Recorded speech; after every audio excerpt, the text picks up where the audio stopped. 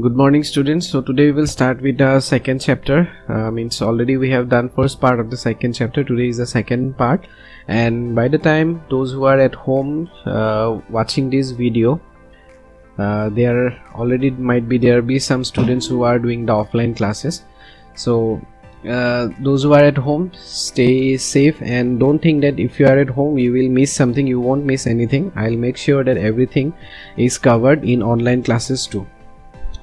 So let's start first. In this portion in this chapter, you will see about being healthy and personal hygiene, building self-confidence, teamwork, positive results of self-management. So being healthy and personal hygiene, we have already seen that during this corona how much we should keep our we should take care of our health, how much we should be taking care of our personal hygiene, that is we should keep on washing our hand, we should keep on sanitizing our hand. So we need to stay if you want to stay healthy, if you want to stay fit so that we do not get sick, we have to take care of our health. Keeping your body in good shape, being fit is a critical self-management skill. So keeping yourself in a good shape, that is you should do exercise on a regular basis, then yoga. Doing this, what will happen, your body will be in a proper posture.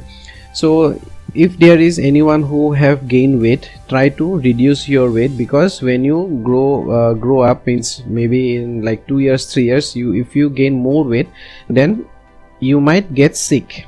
Means those lifestyle diseases or modern diseases, we all know about those diseases. So to keep yourself fit, to keep away all those diseases, you should do exercise, eat healthy and be in good shape. If you are healthy, you can do more things and cope with more challenges. So if you are healthy, what will happen, you can do things more easily. And if you do not keep your health properly, then you will feel lazy. You won't find interesting, means you won't find interest in anything, you won't feel like doing anything, any work. Physical activities such as jogging, fitness, different sports, etc. Helps you to strengthen your body and muscles strong. So those who are already going for walk, those who are doing cycling, you know the difference, you can feel it, that how you felt earlier before exercise and how now you feel after exercise or cycling, you know the difference. So so if you keep on cycling, if you do keep on doing other exercises, different sports, then you will strengthen your body and muscle will become strong. Also remember, you should always be neatly dressed and hair should be well kept. So this portion, always remember, you know that in our school we do not allow students to make different style or different hairstyle.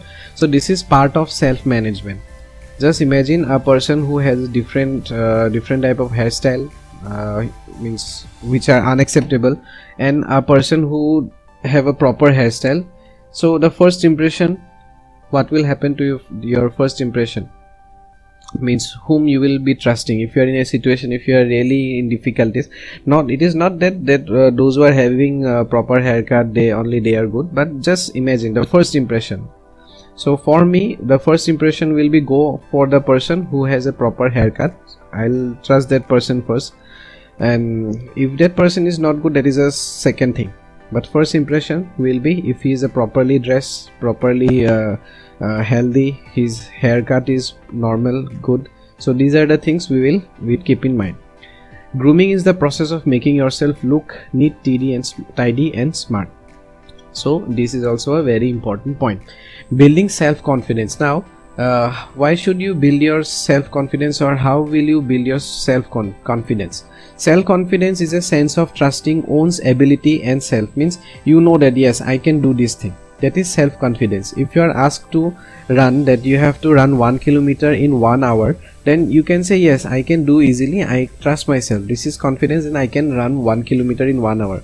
But if I ask you to run 1 kilometer in 1 minute, those who are athletes, maybe they have a self-confidence, yes, I can run. But those who have never run that much, who have never practiced running, they will have a bit low self-confidence, low confidence in that running.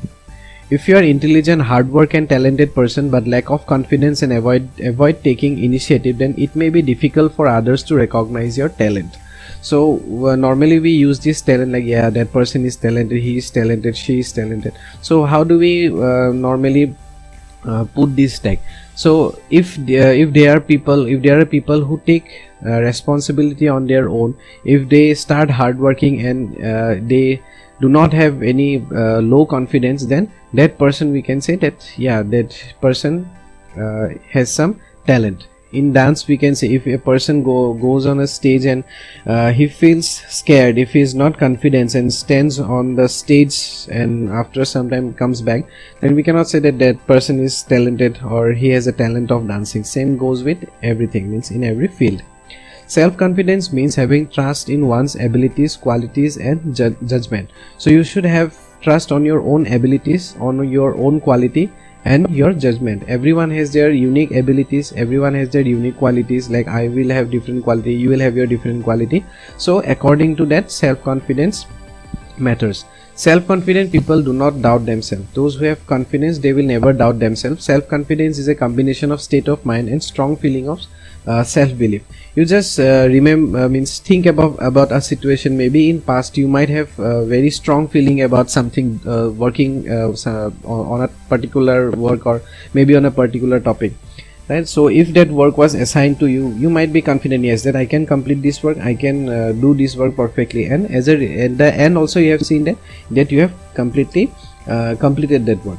And sometime you must have faced such situation where you were not sure that either you can complete it or not, but you have you tried, or maybe you have failed, or maybe you have not failed, but then I think all of you have passed through such situation where you were confident and in some situation where you were not that confident. It is that voice which comes from your inside and gives you power to accept challenges and take calculated risk. So this is self-confidence is something which come from us, from within us, and we accept challenges and we can take that calculated risk, that yes, I can do this, I can take this risk. That is about self-confidence. Higher the self-confidence, more the chance of success. So if you have more confidence, not overconfidence, overconfidence is different, okay? So if you have self-confidence more, and then you have a more chance of success. Now what are the factors that influence self-confidence? It is important to understand what factors influence yourself. Having low confidence can contribute to low self-esteem, anxiety and depression. So if you have low confidence, if you're not confident that no, I cannot do this thing, I cannot study, I won't be able to give the exam, then what will happen? That will create anxiety and it will also create depression. So don't have a low self-confidence, always have a higher self-confidence. Believe in yourself that you can do it. Then you can see automatically you can achieve something which you have tried. It also prevents you from building healthy relationships and achieving your goals. So if you're not self-confident, if you're not confident, then you cannot also communicate with people. And when you cannot communicate with people, if you stay away from them, then you cannot build a strong bond with those people. And also it won't help you to achieve your goals. About goals, we have already discussed in the last class. So if you don't have confidence, then you cannot achieve your goals also. It is worthwhile to note the difference between self-confidence and self-esteem. It's true they impact each other. However, self-esteem refers to how you feel about yourself overall, how much esteem, positive regard or self-love you have. So self-confidence, you can say, that is self-confidence and self-esteem both are different. In self-esteem, it means that how you feel about yourself. Do you like yourself or you hate yourself? Do you have self-love for yourself? Do you have a self-respect? This means it is self-esteem. Self-confidence is about how you feel about your abilities. Everyone has different abilities. Someone is good at drawing, painting, someone is good at playing cricket, or maybe someone is good at playing football. So you have your own abilities and how confident you are in your abilities. If you play guitar very well, that is, yeah, you can play any song, you have that confidence, then you will have whenever you are asked to go on a stage and perform, you will have your confidence that yes, give me any song, give me some time, I will perform it. That is self-confidence. One may have a healthy self-esteem but low confidence in some situation. So high self-esteem means you might be loving yourself very much, but you may have a very low confidence in some situation. Suppose if you are really shy and if someone asks you to go on a stage and start dancing, then you won't have that much of confidence compared to a person who is a dancer and who have already performed lots of stage performance. So compared to that person, you will have low confidence in that situation. So other factors which affect are social factors, cultural factors, and physical factors. So one by one we will see this. Social factors are very important in shaping up an individual in all aspects. It plays a critical role in boosting self-confidence. So social factors means where we stay, how our surrounding is, like our friends and family, where how in which school we are studying, how are our friends, then our religions and our surroundings. Everything affects our self-confidence. You spend a lot of time with your friends and family, and they can heavily influence your self-confidence. So just imagine if you have if in your surrounding everyone is doing business, they talk about business all the time, you automatically will have some interest in business, or somehow you will have some influence on them. Again, on the other hand, if you have a group where all the people keep on talking about playing, you will have an impact of them that yes, I should also play. So the surrounding in which situation or in which environment you have grown up will affect your self-confidence. In childhood, the experience you have with your parents at home and in school with teachers and classmates leaves a deep impact on your psychology, thereby affecting your behavior in different aspects of life. So at home you will be different, means you will be having a different environment, and in school you will have your classmates and teachers, and with them you will have a different conversation. So everything will affect your psychology, and overall it will have a impact in your behavior. Supportive parental behavior, including encouragement and praise for accomplishments, are the most powerful factor in the development of self-confidence in early childhood. We often see that our parents always supports us that whenever we do something, when our parents supports us that yes, you have done a very good thing, or suppose we have not done very good in some sports or something like that, then if they also supports us like it's okay, it's okay, next time you try more and you will give a better result. So in that way our self-confidence can be improved, and means our parents has an impact in our self-confidence. As children get older, their experience outside the home, in school and with peers become increasingly important. So when you start growing old, you go to tuitions, you spend your time outside home. Most of the time you are in school, then again in tuition. You start spending less time in your home, and in that way your behavior will also differentiate, means will start becoming different according to the environments that you are you are staying. So if you have a good groups, if you have a very good supporting friends and your groups, then you will have a very good impact in your life. But if you have friend circle who bunk classes or who bunks tuitions, you will automatically become like them. You will also start bunking classes, you will start bunking tuitions, and you will start roaming here and there, and as a result what will happen you already know.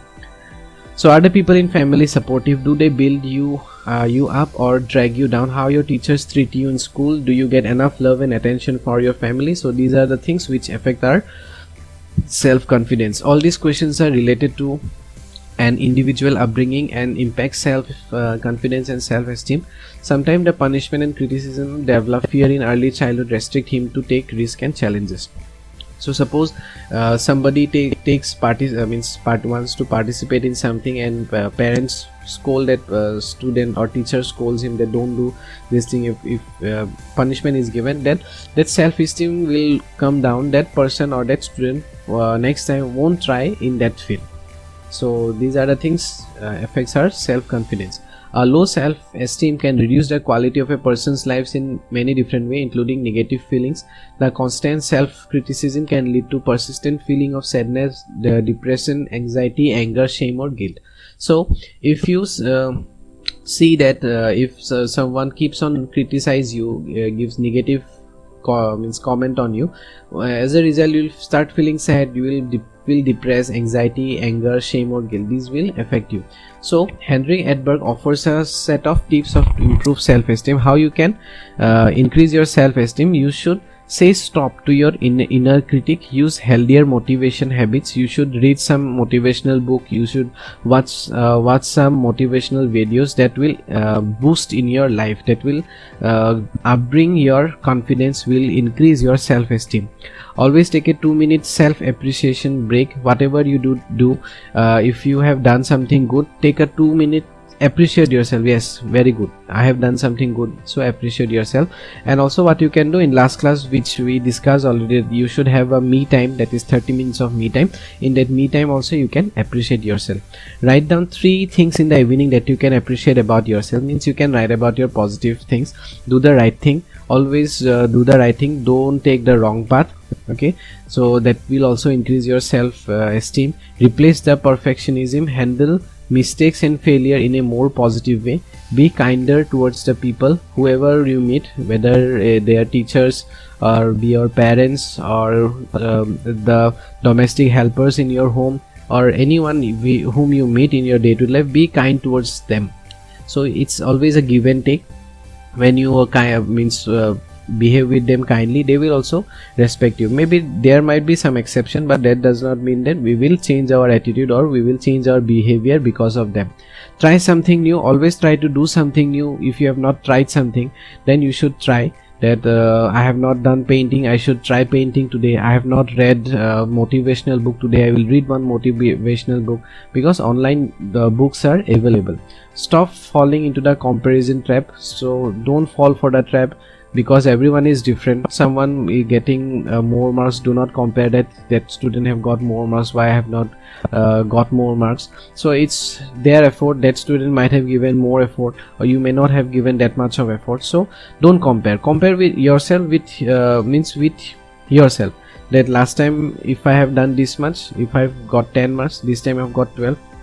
Appreciate yourself that you comparingly last time you have done better, so you can compare yourself. Spend more time with supportive people. Those who support you, always spend some time with them. It is it is already said that you are always you become the average of 5%. Means those 5% average with whom you spend most of the time, you will become like them. So if you want to be successful, if you want to be happy, then spend some time who are successful, who are always happy, who supports you all the time. Spend with them. Remember the whys of high self-esteem. So why means these are the things where okay, so these are the things that you should always remember. Okay, next, cultural factor. Cultural refers to the values, beliefs, behavior, material objectives, community that forms a people's way of life. So culture, you already know about culture. We all have a different culture, we come from different background, so those culture will affect our self-esteem. It influences a child's behavior and overall development. Growing up in a different culture impacts us individually in all aspects. So we all have different cultures, how we have grown up in that culture will affect us. If you look around and observe, there are individuals coming from different cultural background with vast difference in beliefs and behavior pattern. So those culture means in a particular culture they will have a different belief, and other culture they will have another belief. So this will impact our life. For instance, some of the cultural environments support independence, self-dependence and outgoing way. There are certain people, you will see that most of the people from Arunachal, Nagaland or Manipur, they are allowed to come out from their home at a very early age, but here we are not allowed. Means at the early age we are not allowed to be independent, right? We always stay with our parents, or after college or after graduation we try to find our own path. But I have seen that most of the Manipur people or Nagaland people from their side, at the very early stage, like in class 10 or class 11, 12, they are allowed to stay.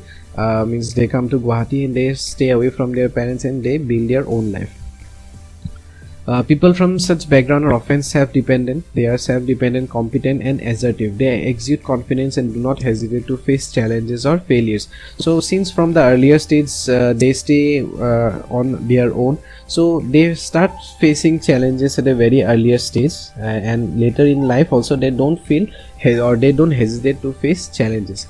On the other hand, some culture values restrictions. Like there are many people who give some restrictions that you cannot go after 5 o'clock, you should reach your home before 6 o'clock, 7 o'clock. These are also some cultures, and they live without freedom. Such individuals have low degree of confidence and need to work hard for success. So these are the reasons why some people struggle more to achieve success, and why some people easily get success in their life. They act according to their expectation of the society they live in. What society will think about us, they means we should not do this thing because society won't like, so we act according to it. Culture therefore influences the manner you learn. So I believe that more than this one, that is social factors, cultural factors has more impact in our life. So do comment and put your views also. What do you think, which one affects more, social or culture? I'd like to read your comments. Then physical factors are equally important in shaping up one's personality. Good and healthy physics with balance might plays an important role. So when you are physically healthy, when you feel means you are healthy, you feel good. When you are sick, you will see that you don't feel like going out, you feel like sleeping, you don't feel like talking with anyone, you don't feel like doing anything. So your health also affects will affect your confidence. Irrespective of looks and physical strength, an individual with healthy body and healthy mind always come out confident. So here it is already mentioned that looks, irrespective of looks or physical strength, means someone may be physically very much stronger, someone might be weaker, but still if they have a healthy body and healthy mind, they will come out confident. Though there are some social discrimination, if you are specially abled person but with right attitude and healthy mind, one can overcome all these disabilities and boost the confidence level. So there are many stories who are specially able, they may not, they are on wheelchairs, or they cannot walk, or they cannot they don't have their hand, okay, so but still they have achieved many things in life. I don't know, or I don't remember the name of a lady who could not walk, who always was on a wheelchair, but that lady achieved means she went to Mount Everest. So if you know that lady's name also, you can comment it down. I don't know, means I forgot, a very long time ago I heard that story. So if you know, let me know. Okay, so that these are the 3 points. In building self-confidence, how will you build your self-confidence? First, appreciate achievement and accept failure. If you've achieved something, if you've seen your friends have achieved something, always appreciate them, okay, and if you have failed somewhere, accept it, because it is part of life. You will not see any people who have never failed in their life. Abdul Kalam, he have also failed in some missions, he tried, he failed, but still they have overcome and they have become a very successful people. So this is common, means everyone will get failures. Even you, maybe in future life you might face some failure, you will face some problem. So accept it, that yes, I have failed, it's okay, next time I will do it better, I will perform it well, I will give my best, I will do something in a different way, and I will achieve the success. So just don't like sit back or keep on thinking why did I fail. It happens, so avoid it and keep going, keep on moving. Have your eye on the goal and work hard at achieving it. So always have your eye on your goal. I hope you all have made your goals clear and work hard to achieve your goal. Look at the positive side and always be happy. Always remember that whatever happens for good. So be happy and look at the positive side that it happened, and yeah, you will achieve the success. You should celebrate small achievements and even when your teams win. If you are doing something like, in a teamwork, if you are doing in a team, if your team have won, then you should celebrate it. Whatever, maybe it might be a very small achievement. You did a small experiment and you have successfully have done that experiment. Celebrate it. Give yourself a treat, and you can also treat me if you want. What will happen? This boosts up the confidence, and also if you lose a match, you should articulate the learning and implement in the next, such as to avoid mistakes. So if you have played some match and you have lose it, just take out the points why you have lose. Maybe you have not practiced properly, or you have not there was not a team combination properly. So rectify it, and so that you can learn from it and you can do it better in the next matches. Having a goal is important. This is again and again this point is coming here. Having a goal is important. So always have a goal, and you should have a goal. It's like without a goal, if you play a football match and if you have no goal post, what will happen? All the players will be running from here and there without means making a goal, right? So in the same way, in life you should have a goal. If you have not make any goal yet, so today itself you create a goal that these are my goals, I have to achieve it. That's it. It helps you to aim a little higher, and if you have a habit of keeping means creating a goal, and if you start aiming it, and after means one after one, if you keep on achieving your goal, you will be feel satisfied and you will try more for achieving more and strive for it. In case you do not achieve the target in the first attempt, look at the positive side that you tried your level best and aim for the better. Avoid mistake you did in the previous attempt and work hard. So already I have told you that if you see your mistake, avoid all this mistake in the next attempt. So whenever you fail, I think you should ask yourself, did you give your best? If you think that you have not given your best, then don't be upset. Give your best next time. And again, if you think that yes, I have given my best, then okay, fine, you have given your best, it did not come out, so try next time, you give try more okay, so that you can achieve it. You should not think that you cannot do a particular task. Do not feel bad about any failure. Learn from it and keep on moving ahead. Make a list. Sentence that you will say to yourself every day to motivate yourself. This is known as self-affirmation. In YouTube also you can search. There are so many self-affirmation videos or audios. You can hear that. Something you're proud of yourself. You write yourself that yes, I'm proud of my honesty, that I'm always honest, I never lie. Or you can it's up to you, whatever makes you feel proud. You can make a list about it. Then appreciation you received from someone in the past. Maybe someone have appreciated you, that yes, that person appreciated me, so you make a list. A task you evaluated that you could have done better, learning from it.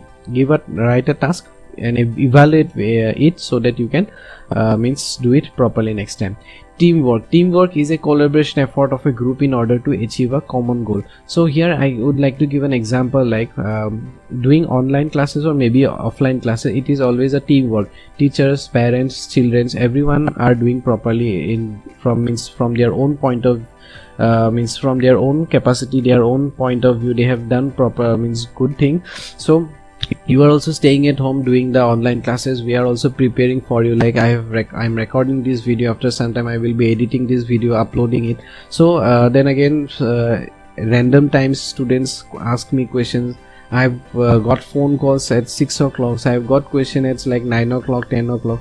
So randomly I get these questions. So it is always a teamwork.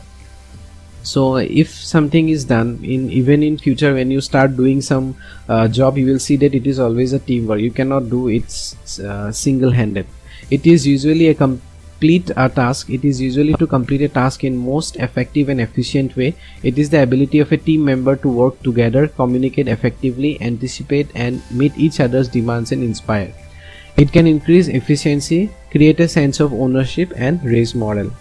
Teamwork may be different because of the following reason. Create synergy among different departments. So create synergy means among different departments you will be creating synergy. Synergy means it's a system theory, or you can say the cooperative of two or more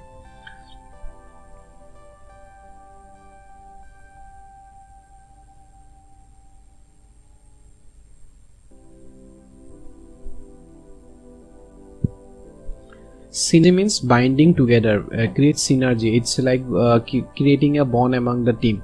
Supports a more empowered way of working, eliminating constraint which may prevent someone doing their job properly. So if a work is given and if one person will do, or if more people or 3 or 4 people does that work, you can see that always the group who are doing together that work, it will be more proper. Promotes flatter and linear structure with less hierarchy. Encourage multidisciplinary work. So it will encourages multiple disciplinary. Promotes the sense of achievement, equity and companionship essential for motivated workplace. The most important lesson kids can learn from working together as a team is how effectively communicate with others. So when you work as a team, you have to communicate with each other, because sometimes some points might contradict, that you may not like particular point, or maybe you think that that point is not correct and should not be there. So you will have a communication, so it will improve your communication. Social skills are useful in almost every situation and can help people succeed no matter their career or situation. So if you have a social skills, means when you work in a team, your social skill will develop, means how to greet a people, how to communicate with people. There are different type of social skills, so it will means it will improve and it will help people to succeed in their career or maybe any situation. It leads to more synergetic way of working where the sum is greater than the part.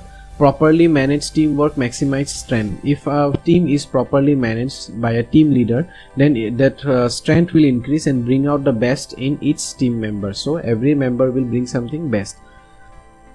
Last point is positive result of self-management. Self-management is the ability to regulate oneself by aligning emotions throughout and behavior positively in different phase of life. This not only helps in exercising self-control, means self-management will help in self-control, but will also help in you setting and working towards personal and academic goal. Whether you have any academic goal or you have any personal goal, it will help you to achieve it. Students and employees at workplace with strong self-management skills are able to do different activities effectively, including managing their timelines and focusing on different tasks. So if there is means in a workplace, if the management is really very strong, then you will see that effectively everything is done properly. As you can see in our school, the management is really very strong, so everything is managed properly.